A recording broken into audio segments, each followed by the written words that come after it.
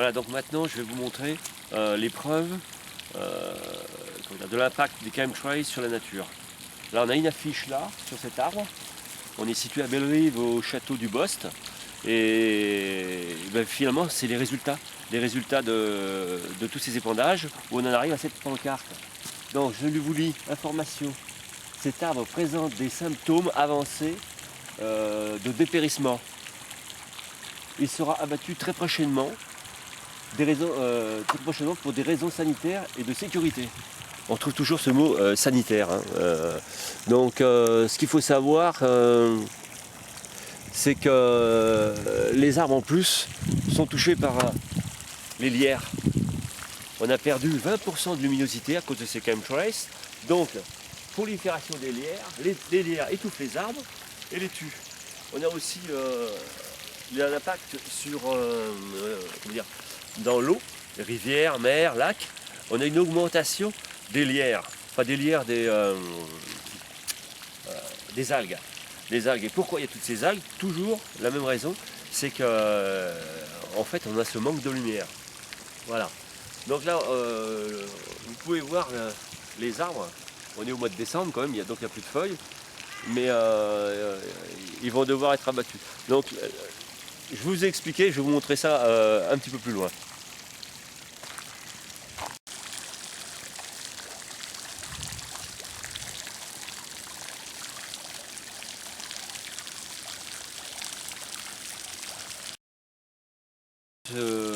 Cet arbre est touché par les retombées des chemtrails, donc ça passe dans les arbres, dans les feuilles, dans les sapins, tous les arbres sont touchés.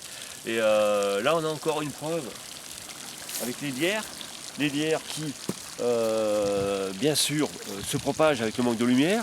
Ici on a une personne qui a voulu essayer de sectionner, on voit bien ici, qui a essayé de sectionner le lierre, mais c'est trop tard, parce qu'en fait il est beaucoup trop important. Il se prend dans le tronc et il prend l'énergie. Donc à mon avis, d'ici je pense moins d'un an, cet arbre sera abattu comme les autres. Voilà. Et le problème, c'est que, on va parler un petit peu politique, la gauche, la droite, les écologistes appartiennent au nouvel ordre mondial. C'est-à-dire que par exemple, quand il y a un ordre de donner, si dans toutes les mairies, dans toutes les villes de France, il y a un ordre d'abattre tous les arbres qui sont mourants, ils abattent les arbres. Ça, c'est pas un problème. Le gros problème, c'est qu'ils ne se posent pas la question. D'où vient cette maladie? D'où vient tout ce massacre d'arbres? Donc c'est ça le problème. Le problème, c'est ce que je voudrais donner aux politiques, c'est qu'il faut mettre tout ça de côté et il faut agir en tant que personne humaine et réfléchir, comme faisaient les anciens. Il faut savoir aussi que les arbres communiquent avec nous. Il y a certaines personnes qui ont une certaine sensibilité et perçoivent la souffrance de ces arbres. Donc les arbres n'ont plus beaucoup de personnes à qui s'adresser, parce que la plupart des gens maintenant ils sont avec la télévision, ils sont en pleine campagne, ils ont le Walkman et le truc sur les oreilles, ils captent plus rien et leurs pensées sont ailleurs. Voilà. Donc il reste un tout petit, on va dire, nombre d'individus comme moi et bien d'autres qui captent toutes ces choses-là. Donc les arbres ne communiquent toutes ces informations. Il faut savoir qu'il y a une personne dans les années 60, en 1966 exactement, Cliff Baxter était un ancien de la CIA qui faisait des expériences sur les détecteurs de mensonges. Et lui, il a eu l'idée, par accident, de mettre des électrodes sur une plante. Et il s'est dit, je vais essayer de brûler la plante pour voir ce que ça va donner. Et en fait, en allumant la flamme, même avant d'allumer la flamme, la plante avait réagi. C'est-à-dire que les compteurs avaient donné un impact de conscience. La plante avait capté la pensée de Clive qui voulait brûler cette plante. Ensuite, il y a eu d'autres expériences qu'il a fait avec plusieurs plantes, toutes synchronisées avec des petits détecteurs. Et si je me rappelle bien, il avait mis une personne qui rentrait dans cette pièce où il y avait toutes les plantes. Cette personne a détruit une plante, l'a écrasée, l'a cassée. Et ensuite, Clive Baxter a fait rentrer plusieurs personnes les unes derrière les autres, une par une. Les plantes n'ont pas réagi. Et quand la personne qui avait écrasé cette plante est rentrée dans la pièce, tous les compteurs des autres plantes se sont mis en route. C'est-à-dire que les plantes réagissent et reconnaissent les gens. Et ces plantes peuvent percevoir nos pensées, mais nous, on a la possibilité de percevoir les pensées des plantes. C'est-à-dire qu'on peut communiquer avec ces plantes. Donc on en revient à ce que je dis, si j'ai réussi à découvrir l'impact de ces arbres, c'est parce que les arbres m'ont communiqué cette information de danger. J'ai découvert ça en 97.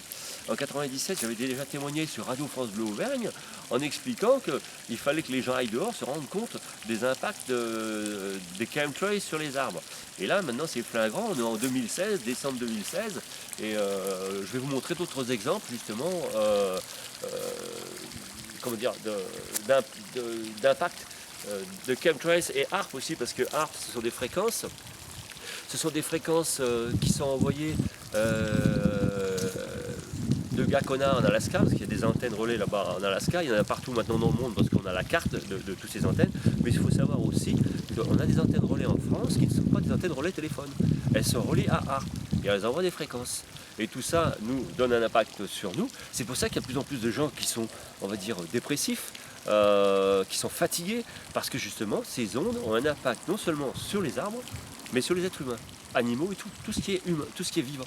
Voilà. Donc je vais vous montrer d'autres exemples encore.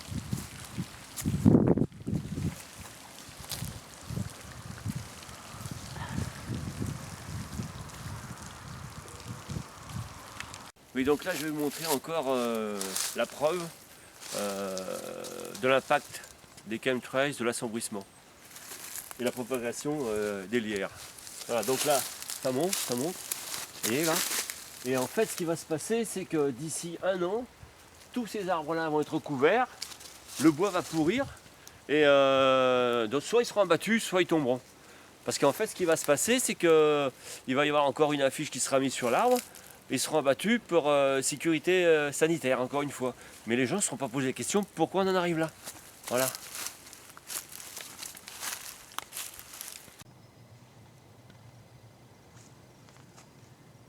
Ben là, comme vous pouvez le voir, là aussi on a encore un sapin qui normalement, les sapins sont réputés pour être solides, résister à tout. Et là, voilà, celui-là il est mort, il sera certainement abattu dans peu de temps aussi. Et là, si vous regardez là-bas, vous en avez un autre. Vous en avez un autre qui est encore vert pour l'instant. Mais on voit il manque des pics. Les pics tombent au sol et il est pas épais. Donc en plus, vous regardez au sol, au niveau du tronc, il y a les lierres qui sont en train de grimper après l'arbre. Donc si on va dire la municipalité et toutes les municipalités et même les gens, les touristes peuvent nettoyer les arbres, hein, je veux dire c'est pas interdit, hein. Donc tout le monde peut s'y mettre et on peut changer les choses. Voilà, dans un premier temps on va dire. Avant d'arrêter les chemtrails, on peut arrêter déjà la prolifération des lierres en forêt, dans les parcs. Si tout le monde s'y met tous les jours, au lieu d'aller faire les soldes inutilement, ça sert à rien d'engranger des fringues et des godasses dans les meubles, ça ne sert à rien du tout, et bien faites des choses intelligentes. Arrêter la propagation des lierres. Et je vous rappelle quand même que les arbres, c'est l'oxygène. Alors, plus d'oxygène, plus de solde. Hein. Voilà. Donc voilà la finalité des chemtrails sur les arbres. On en arrive là. Donc cet arbre a été coupé parce qu'il était malade. Malade parce qu'il a absorbé à travers les feuilles les produits sel de barium, aluminium, strontium, qui progressivement l'ont rendu malade. Et les autorités ne se sont pas posé plus de questions, pas fait plus de recherches, ne savent pas ou ne veulent pas savoir. Maintenant, on a les preuves de tout ça. Alors il faut voir quand même que l'arbre était quand même assez grand. Hein. C'est un arbre qui avait peut-être 200 ou 300 ans. Et on coupe comme ça 300 ans d'histoire sans se poser de questions. C'est quand même assez grave, sachant que cet arbre n'était peut-être pas plus malade que ça. On aurait peut-être pu le sauver parce que je suis menuisier de métier, je peux vous dire que cet arbre-là, au centre, il n'y a aucune maladie, hein. Donc c'était peut-être quelques branches à couper et on aurait pu sauver cet arbre. Alors on va aller un peu plus loin, il y en a encore ici. Voilà. Voilà. Donc là un arbre qui avait peut-être encore 100 ans ou 150 ans, qui aurait pu encore survivre. Et puis on voit bien que le milieu est solide. Hein. Donc ça on est à la municipalité de Bellerive-sur-Allier, juste à côté de Vichy. À Vichy c'est pareil, hein, c'est l'hécatombe, c'est-à-dire qu'ils reçoivent les ordres du nouvel ordre mondial. Donc droite, gauche, écologiste obéissent à ces gens-là, qui sont finalement, c'est une secte. Donc il faut arrêter d'écouter ces hauts, on va dire, ceux qui sont en haut de cette pyramide, qui ont un but, c'est de détruire la nature. Voilà, donc là on a déjà 2 souches. On va aller un petit peu plus loin, je vais vous en montrer d'autres. Donc ça veut dire que si on fait rien, Et si on ne se réveille pas, bientôt il n'y aura plus un seul arbre. Des vieux arbres, il n'y en aura plus. Voilà. Voilà, donc on voit bien, il y avait une sacrée circonférence aussi, un arbre qui a eu certainement encore 200 ou 300 ans. Donc ils ont essayé de mettre de la terre dessus pour cacher. Là aussi, voilà. Donc si je me permets de parler des arbres, c'est quand même qu'il faut savoir que j'ai travaillé dans la menuiserie, la charpente, donc j'ai une certaine petite connaissance, on va dire. Et là, quand je vois des arbres comme ça qui ont été coupés, qui ne sont pas plus malades que moi, voilà, donc il faut absolument que, on va dire, tous ces politiques commencent à se réveiller et rapidement, parce que ce qu'on voit ici à Bellerive-sur-Allier, à côté de Vichy, se propage partout en France, dans toutes les communes. Dans toutes les communes, on coupe les platanes aussi. Il y a des personnes qui essayent de se mettre en travers en disant arrêtez, ne coupez pas tous les arbres, et on les met en prison. Voilà, puis à un moment donné, il faut se poser des questions quand même. Ces gens-là qui se mettent en travers sont des gens comme moi, qui sont sensitifs et qui perçoivent la fréquence des arbres. Ces arbres lancent des SOS. Arrêtez de nous couper. On fabrique votre oxygène. Donc il faut arrêter. Il faut arrêter maintenant. Voilà, donc sur internet, j'ai pu lire des commentaires qui disaient comment agir, comment prévenir les gens. C'est tout simple, la plupart des personnes ont une voiture, donc ce que vous pouvez faire, c'est tout simplement coller des documents. Les armes climatiques et la joaillerie sont les véritables causes des problèmes du climat, c'est-à-dire que HAARP et les chemtrails sont les véritables problèmes du climat. Donc sont confrontés à ces problèmes, comme j'ai pu le montrer sur la nature, donc et les êtres humains.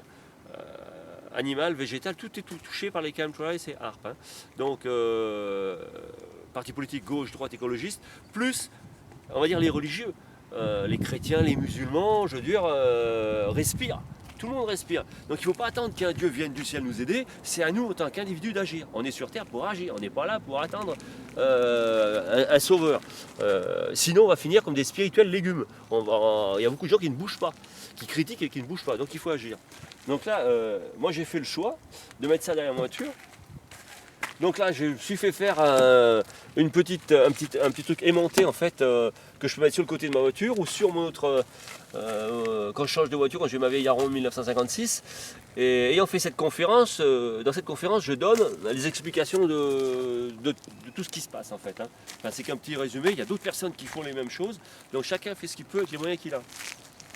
Donc là, j'ai mis une petite affiche où on voit Contrail et chemtrails. C'est pour faire la différence, pour que les gens voient bien la différence, fassent la différence entre les largages de produits et la condensation. Et sur l'autre côté, en fait, de la voiture, j'ai carrément mis la photo, l'intérieur des avions où les produits sont stockés et ensuite largués. Et des fois, si vous observez en fait le ciel, vous remarquerez qu'on a des arcs-en-ciel comme ça, mais c'est pas des arcs-en-ciel parce qu'un arc-en-ciel normalement il est arrondi et il fait pas ça. Donc ça c'est les produits chimiques, sel de barium, aluminium, strontium et bien d'autres produits qui avec les reflets du soleil forment on va dire des couleurs comme ça. Voilà.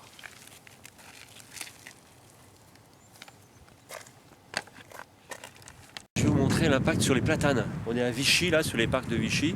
On a choisi une heure où il n'y a pratiquement personne. Donc là vous allez pouvoir voir ici, vous voyez, les branches des arbres sont complètement et les branches en fait elles redescendent, elles vont toucher le sol d'ici quelques temps et ça c'est pas normal parce que là en fait les produits en fait qui sont largués par les chemtrails pareil sont absorbés par les feuilles, ça rentre dans les troncs des arbres et ça les affaiblit.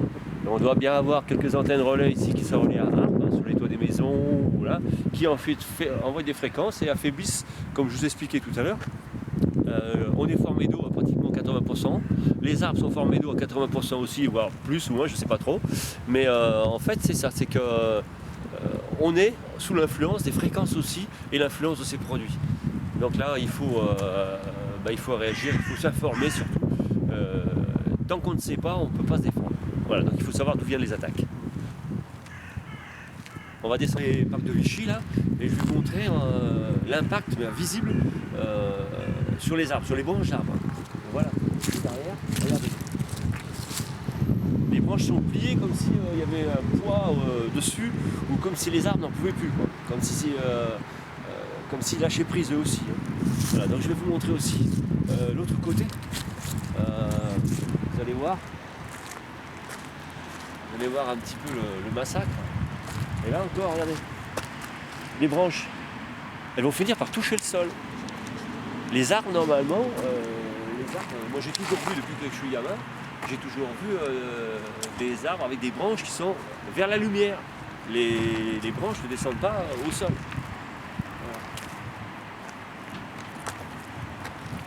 Voilà. Là, il faut réagir. Hein. Là, je m'adresse plus particulièrement aux écologistes qui sont normalement pour protéger la nature. Donc, ces écologistes vont devoir, en fait, vraiment faire des recherches sur les chemtrails sur arbres et arrêter de dire que c'est de la conspiration. La conspiration existe, mais elle est faite du côté obscur. C'est-à-dire que, je le redis encore une fois, la gauche, la droite et les écologistes font partie de la conspiration. Ils dénoncent les gens comme nous qui sont en train de donner l'alerte. Donc il faut inverser les choses. Il faut les faire vite, parce que là, ce que je vous ai montré, c'est vraiment... on est au milieu là, c'est soit on bouge plus, soit on agit. Il faut agir maintenant.